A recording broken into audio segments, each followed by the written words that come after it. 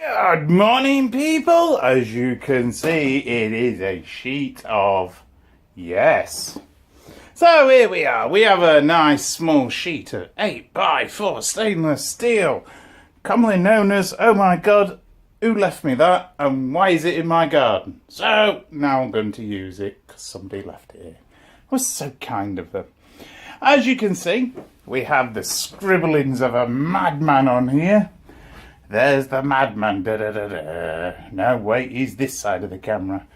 That side of the camera is just the scribblings. Yes, this is the new filter box. As you can see, right, well, I'll explain what we've actually got. That's the hold up for the filter grid. This bit here, just there, is one side. This long bit with 4 pizzas is the bottom and 2 sides, which have not been drawn on because I didn't need to. And this is the other side. These are compliments of everybody that stepped in the room while I was doing the drawings and trying to figure out how to do it. And they went, no, you got to do it like this. And I went, no, I want to do it like that. Hence, that's wrong. You'd never guess that, would you? So there you go. We have a sheet of stainless. It is 2 foot wide. It is 8 foot long. It's got bendy bits already built onto it, just to annoy me. It's got edges that I don't particularly need in most cases. It's got all my bench and a bit more, as you can see. Didn't need that. It's got another bendy edge. God, look at all the cables down there. Oh dear, never mind. What else we got? It's got the drawings of a lunatic on it. It's got scratches, dinks, holes. We have holes. Look. Look, a hole in the middle. This is not good. Actually, I've managed to avoid that one, which is unusual for me, because normally if there's a hole, I'll have it in the middle of a bit that doesn't need to leak. Like, oh, is that a hole? No, that's just a dink. Don't need that one. That one's in the right place, so I get to use that one. I'm sure there was another hole somewhere. Yeah, there's one, look. Can you see? Another hole we didn't need. It's about right, but I'm not particularly bothered. Yeah, I managed to avoid that hole there. I didn't avoid that hole there at all. So that one's going to be now filled, bodged, filled somehow. Bodged? Yeah, probably.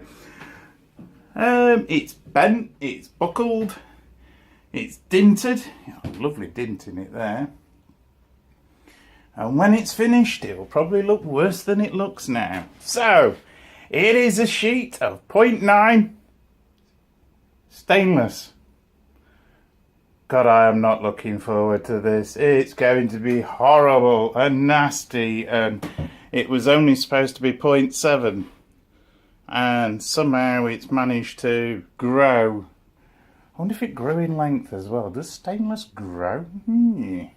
Anyway, minor technical hitch. What I'll come down here for is to show you this. I only do a bit a day because then I'm knackered and I have to go and curl up in a ball and cry. But there you go, that's problem with being ill sometimes, isn't it? Doing a bit a day. So today was, let's figure out if it actually fits. And I'm so impressed it actually does. Something wrong with that, you know.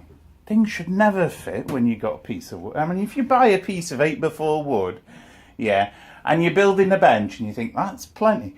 Why do you always end up going and getting another bit? Why do you always end up shuffling things around and going, but it don't fit? And they should! I think they should make bits of wood that are squidgy, so all the offcuts you could sort of stick them back together and make you the extra bit for when you're doing things.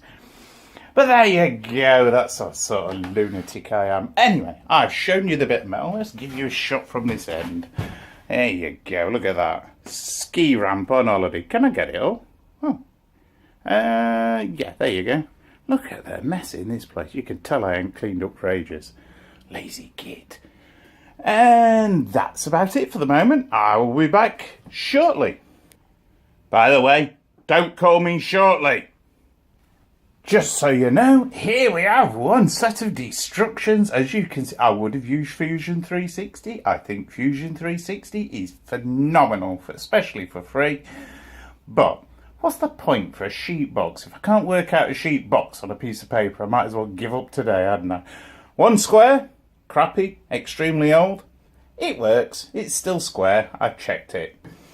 One ruler, stolen off the kids. One tape measure, distinctly damaged from when I lent it to the kids. And one brand new, hey, let's have a look, set of air shears. I think I need a knife. I do need a knife. Tell you what, I'll go put the camera somewhere where it don't wibble everywhere, and we'll take it open and have a look.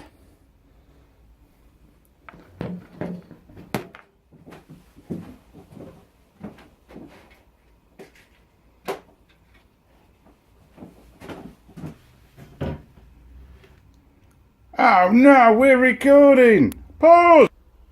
Welcome back, here we go. I've never had my own set of air shears. So, and I know I won't be recording when I've got this running, because the compressor's as noisy as hell in a wooden workshop. Right, we have a bit of PTFE, one lovely oil bottle, one Allen key, one set of air shears, one connector, one set of instructions not to be followed at any point. And by the way, if anybody injures themselves by not following the instructions, and listening to me, A, they're a bloody idiot, and B, don't do it. It hurts. Right, what we got? Air shears are ideal for rapid, distortion-free cutting of sheet metal work and bodywork. What thickness? I'll put up to 2.4 maxi, it says. Hey, I'm really impressed now. Maybe we'd better read where we oil these things then. Blah. Stroke rate 2,100 to 2,600. You notice the price there, by the way, £19.99. Aldi. Not bad at all. Not compared to the ones I've seen, which are 40 odd quid. Oh, excuse me. What have we got? Average air consumption, 190 litres a minute. Yeah, my compressor's going to be running maximum then. What have we got there? No. It's only a little 90 litre job. I can't remember, 120 litre. It's a little one. It sits under the bench. Extremely noisy. Leaks a lot at the moment. I need to seal up one of the connectors on it. So yeah, it'll be running permanently. So I won't record that for you when I'm cutting it. Yeah, on the grounds it's probably going to drive everybody nutty with the compressor going whop whop all the way through it. And that wasn't any sort of racial slur, that was the sound of my compressor. Right, well we got another free bag to put rubbish in. Excellent stuff. And one damned heavy set of air shears. I should really, open them up and power it up, but I think that's the wrong size for my compressor, so I'll just go and look.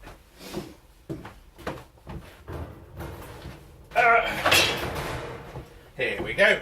One compressor line. Oh, actually,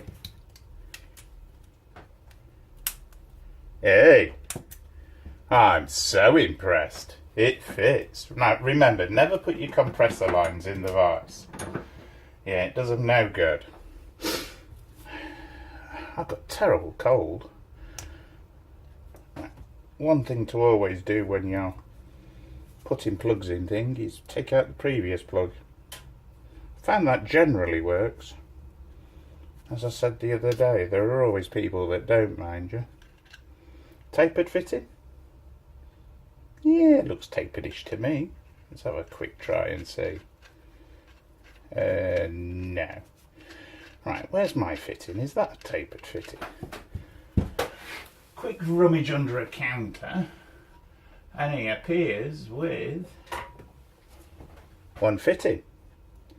I don't think that's tapered either. Do they not do tapered fittings anymore? No, that's not tapered. That's horrible even. It's not even as nice, look. Could they make them any cheaper? Well, I suppose they could. I think we'll stick with the one that came with it. Stick that one back where it was. Spare. So, I think I'm going to stop the camera now while I read instructions, believe it or not. I'm reading instructions. Oh, another rubbish bag. Oh no. Parts list, general information. Please wear glasses. Safety, scope of use. General safety rules. Try not to blow yourself up with a compressor that's broken. Repetitive motion hazards. Accessory hazards. Workplace hazards. Dust and fume hazards. Dust and fume off air shears. Okay. Noise hazards. A bit pointless there. Deaf as a bat anyway. Vibration hazards. Obviously shouldn't use vibrators too much if you have vibration hazards. Additional safety instructions for pneumatic power tools. Checking air shear pack contents. Hey, here we go. What we got? The air shears can be damaged if you open the package with a sharp knife or other pointy object. I'm not allowed sharp knives and pointy objects, he says, wondering what he did with the sharp knife and pointy object. Oh, there it is. Look, did I put the blade away? No. Terrible practice. There we go. Make sure the air shears and all accessories are out of the packaging. Yeah. Check to make sure the pack contents are complete. Are you complete? No, fuck off. Oh no, not there. Okay, what else? He says, checking the air shears and pack contents. Would it not help if they gave you a pack content list during this notice area? Of course it would. Did they? No. So one can presume it's on the box somewhere. Ideal for rapid cutting. No.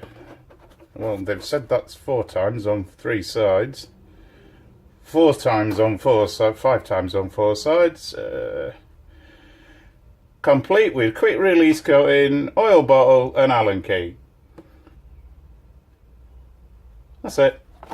Obviously all there. That wasn't listed. Should I send it back, or do you think it's a freebie?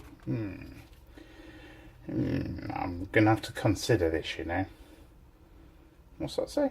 12mm by 0.075mm by 10 meters. Jeez. I think I'm going to use 10 meters on one fitting. Perhaps it's so you can keep changing the fitting. Perhaps the thing falls apart so often you need to change it. Lubrication with an inline oiler. An inline oiler not supplied. Lubricate the tool regularly in order to prevent damage caused by wear and tear and corrosion. Manufacturer recommends using an appropriate special air compressed style from a well-known supplier. Yeah, but we won't name any of them, like ourselves, because that would be too stupid. Sorry, the sweat is dripping me. It's cold outside. My workshop having such a huge flat, well, it's not flat, it's slightly sloped, roof gets very hot very quickly. And even though it's cold outside, it's 30 degrees in here at the moment, which is like a hot summer day in England, so I'm sweating. So if you see any water raining down on anything, it's normally dripping off of me. Switching the air shears on and off. Yeah, okay. There ain't a lock on, is there? No lock on. Pretty much bend finger, move finger, finished. Okay. Cutting metal, risk of injury. No shit. Cleaning. Troubleshooting. Technical data. 90 psi. 1.3k. What's that? 83 decibels, way below my hearing level. Sound power level, 94 decibels, still don't get up to my level. Vibration, ooh, that's a new one. Article number. Vibration information. Disposal of the packaging. You could return it to the shop in England, that's actually legally allowed now. Generally don't though. Most people burn it, bin it, put it in recycling, whatever. Disposing of the air shears. Oh my god, are they one use only? Just says recycle them in a professional manner. Okay. CE conformity. Actually told me somebody that was China something or other the other day on YouTube. I had to laugh. Yeah, CE, Certificate of Europe or something it stands for. Certification Europe. Yeah, it's not something I generally look at, to be honest. I'd rather it had a British kite mark on it, but you're not going to get one of them because they overruled us. And the kite mark was such a better system. Warranty conditions, and of course the obligatory real information on the unit, which of course we all like. Right, so this is an Aldi cheapie, and as and when I get it working, and I've oiled it up and had a look at it, and maybe even taken it apart and broken it, I will let you know how it works. See you later. Apparently, before I do a runner, I'm supposed to tell you to subscribe and like me. To be honest, I don't give two hoots if you like me, and if you don't subscribe, hey, just come back every time you see a video about and have a laugh. Yeah, and you can always tell me I'm an idiot underneath all the other people that are telling me I'm an idiot, and it'll just make me more cheerful because I enjoy being an idiot. Have a nice day now. I forgot to say, yeah, when you're putting PTFE on a fitting, yeah, it is so easy, and I know I've done it myself when I was younger, to get the PTFE tape in here. Remembering you're throwing huge amounts of air through this, you really don't want sticky, horrible, I can screw anything up tape disappearing down your air tool or whatever tool you put the PTFE tape on. Yeah, try and keep it on the threads alone, and that way when you're tightening it up, it will push it up the thread and seal, not into the unit. That's what we're trying to avoid. PTFE tape inside units does not go down well, ever. Yeah, so it's easy to do, you just got to think about it. Yeah, it's just like anything else. You're trying to create a wedge. Yeah, so thinner here, thicker there, and as you tighten it up, it will tighten up, it will create the seal. You'll know when it's tight enough because you can't tighten it anymore. Dead simple rule. 40mm spanner, one of them, try not to stand on the spanner, you're going to screw the threads up. Just tighten it until it's tight. Yeah, it'll tell you if it's not because it'll go tss and leak a lot. Anyway, just as an addendum. Ooh, big word for me. Quick, shoot him, he's having a brain fart again. Have a nice day. That's terrible. It's leaking.